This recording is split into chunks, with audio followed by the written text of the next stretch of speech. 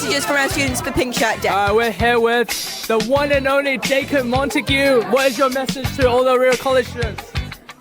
Don't just be kind to others, stand up for others. Don't let bullying happen. Don't abide by bad things happening to good people.